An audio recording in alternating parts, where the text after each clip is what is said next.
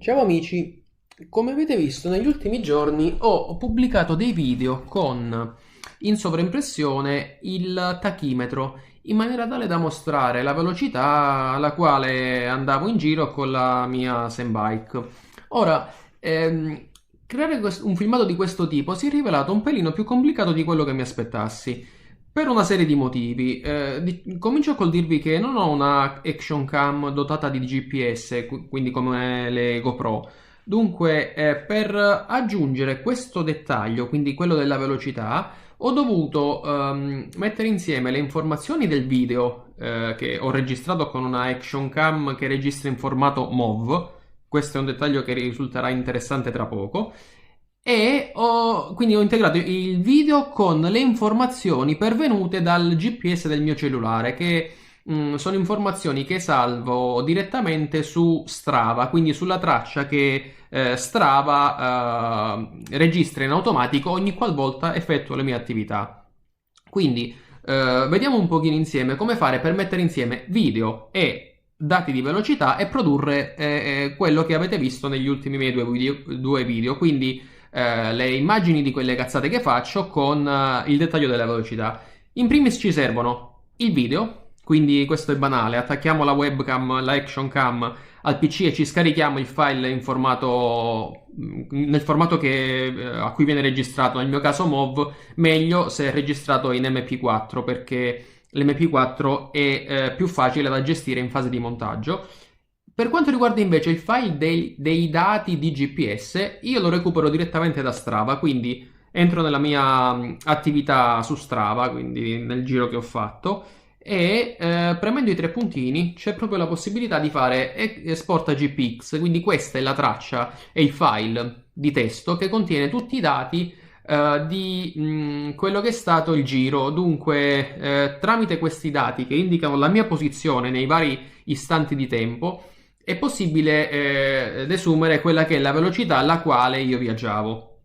Dunque, dopo aver recuperato file in formato GPX e file video, che io ho messo per comodità in una cartellina già, dobbiamo metterli insieme utilizzando un programma specifico. Ora, ci sono tanti programmi che sono in grado di fare questa cosa. Personalmente ho scelto un programma che già nella versione gratuita mi permettesse di mettere insieme video e dati di velocità senza aggiungere ulteriori loghi. Questo perché gli altri programmi che ho visto, magari ce ne sono anche di altri che fanno la stessa cosa non a pagamento, però quelli che avevo visto io prevedevano una versione gratuita che metteva insieme video e velocità, ma aggiungeva sempre un logo e mi dava fastidio la cosa. Un altro ancora che era invece uno della Garmin, che comunque metteva il logo Garmin a prescindere e non mi piaceva nemmeno. Dunque ho optato per un programma che si chiama, ve lo faccio vedere, Dashware.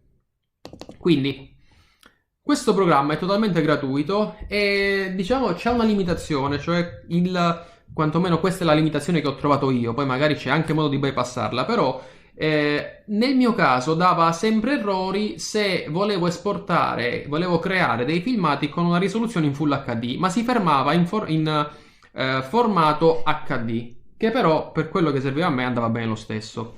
Quindi, piccolo problema piccolo che però si traduce in una perdita di tempo importante. Questo programma accetta solo file di tipo MP4, quindi a partire dal file che vi ho fatto vedere prima, quindi dal MOV che ho estratto la mia action cam, ho dovuto effettuare una conversione da MOV ad MP4, un processo facile ma molto lento. Per far questo, che cosa ho fatto? Piuttosto che utilizzare i vari programmi che ho trovato in rete che fanno proprio da conversione video, mi sono affidato al caro VLC, programma che di solito utilizzate per vedere i video. In realtà questo ha anche la potentissima funzionalità di conversione. Basta andare in File, Converti, selezionare il file che si vuole convertire, nel mio caso era questo .mov, e andare a selezionare la modalità, il tastino qua, Converti Salva. Nello specifico, guardate bene le impostazioni che seleziono perché sono le impostazioni necessarie affinché lo stesso file convertito possa essere poi preso in pasto dashware. Questo ve lo dico perché se non, cioè, quantomeno nel mio caso, se non selezionate tutte queste cose che vi faccio vedere adesso, in fase di conversione del file, del filmato totale, non potreste ricevere un errore. Invece, selezionando quello che vi mostro, stiamo tranquilli, state tranquilli. Dunque, tipologia MP4 MOV, codifica video MPEG 4 e bitrate 7000. Questo è importante. Poi risoluzione e filtri, questo restano così come sono. Codifica audio MPEG 4 AAC. E fatto questo è sufficiente indicare la cartella dove salvare il file. Quindi magari adesso faccio una... giusto per farvi vedere come si avvia il processo, ma insomma non lo facciamo terminare perché è un processo molto lungo. Quindi selezionato il file di destinazione, si preme avvia e come vedete, a differenza di quello che succede di solito, vedete avanzare il cursore di VLC, ma in questo caso sta avanzando nella conversione, non nel video. Di solito questo è il cursore che avanza quando il video va avanti. Ora, come vedete è un processo lungo, però io siccome l'ho già fatto, questo serviva solo per farvi vedere come funziona. Dunque, prodotto il file in formato MP4, abbiamo tutto quello che ci serve per finalizzare quello che è il nostro obiettivo. Dunque, mettere insieme video e traccia per la velocità. Quindi, facciamo partire da Share. File, nuovo progetto. Adesso bisogna selezionare il template che ci interessa per visualizzare i dati ricavati dal GPS. Nel mio caso, siccome mi piaceva, ho selezionato il template GoPro di tipo metric, attenzione, perché altrimenti quello imperiale ci mostra le miglia piuttosto che i chilometri. Quindi scegliendo il metric siamo tranquilli. Però come vedete ci sono tanti template che ci fornisce il programma, scegliete un po' quello che vi pare, cambia poco.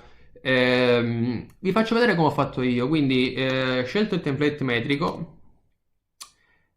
Queste sono tutte le informazioni che vengono aggiunte da quel template. Quindi qua vedete la mappa che si popola quando caricheremo i dati, logo GoPro, altre informazioni varie sul percorso, grafico della velocità, grafico della forza G e grafico del tachimetro. In realtà non dispongo di tutte queste informazioni perché io ho una sorgente dati che non mi dà proprio tutto, quindi vedrete che tante di queste informazioni tra poco scompariranno. Cominciamo con caricare file video e file dati. Quindi, file video. È già punta la cartella che mi interessava, come vedete è un MP4, quindi seleziono il video. Come vedete, che succede? Il template iniziale prevede l'utilizzo di una risoluzione in Full HD. Io ho un video in HD. Quindi tutte le belle posizioni che avete visto prima devono essere un pelino riviste. Però diciamo che per quello che mi interessava, quindi sposto il tachimetro dove mi interessava, la mappa la lascio lì, le altre cose diciamo che mi interessavano poco e a dir la verità tutte quelle gli item su schermo che non mi interessano, a cominciare dal logo, che vedete elencate in questo menu, le vado tranquillamente a cancellare perché non, diciamo, mi interessano zero. Il grafico della velocità non mi interessa nemmeno. Questo non mi interessa, la forza G non mi interessa nemmeno. Lascio al massimo la mappa insieme al contachilometri, al tachimetro più che altro. Quindi aggiungendo anche i dati GPX, quelli che abbiamo scaricato da Strava. Ok, abbiamo tutto quello che ci serve, infatti vedete che si è popolata la mappa, qui. Abbiamo tutto quello che ci serve per fare il nostro video. Ora, non sono sincronizzati i dati di velocità e i dati video, questo perché sono in effetti dati del tutto separati che ho avviato anche io in maniera non sincrona, quindi dobbiamo procedere alla sincronizzazione manuale degli stessi. E come si fa questa sincronizzazione? Qui sulla destra vedete tutti i dati GPS su mappa, quindi aumentando lo zoom io cerco di identificare un puntino, un tratto, per esempio questa curva, e quando anche il video mostra che sono in prossimità di questa curva, vado a sincronizzare i dati di GPS con quelli del video. È più facile a farsi che a dirsi. Comincio ad avviare il video. Lo mando un pochino avanti fino alla, grosso modo, a quella curva che, ops, ci siamo quasi, che è mostrata qui. Quindi io sto percorrendo questo tratto adesso, vedete? Appena arrivo a questa curva fermo il video e sincronizzo anche la del GPS. Guardate, ecco, fatta adesso la curva. Quindi mando avanti la del GPS. Eccoci, sono quasi. Vediamo, un po' troppo. Quasi. Vediamo, andiamo avanti così che è meglio.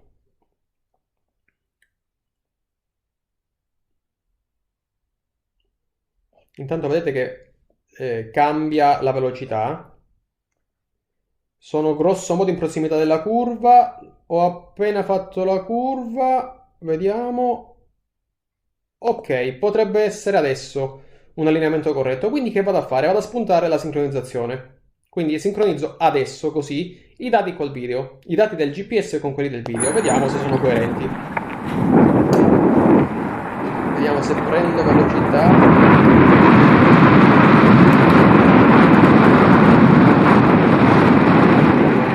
Aspettiamo al prossimo rallentamento. Forse qui sono un pochettino disallineato. Vediamo se da questo ciò che succede. Io qui sto per fermarmi. Sono quasi fermato. Sì, aspettiamo questa curva qui, che è la prossima curva che vado a fare. Vediamo se siamo grosso modo allineati oppure no.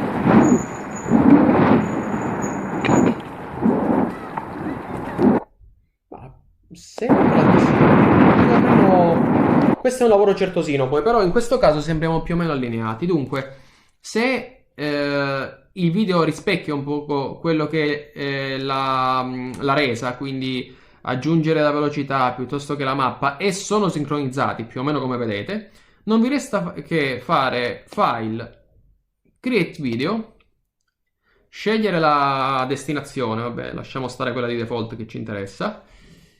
E come vedete ci mette un po' di tempo, nel mio caso ci impiegherebbe circa 50 minuti, vabbè poi dipende un po' dalla potenza del vostro PC, però in questo modo riuscite a creare i video che ho pubblicato negli ultimi giorni. Ora, sottolineo una cosa, se avete scelto un formato diverso rispetto a quello che vi ho mostrato io su VLC, potrebbe non funzionare, quantomeno quello è l'unico formato che io ho trovato compatibile con Dashware. Se ne trovate altri, chiaramente fatemelo sapere, mi interessa particolarmente la cosa, perché ho intenzione di continuare con video di questo tipo, magari sugli sci d'inverno, se Dio vuole che ci faranno andare, magari inserirò anche lì il tachimetro, perché là forse è ancora più divertente vedere le velocità che dovrebbero essere ragionevolmente più alte rispetto a quelle che vedete oggi.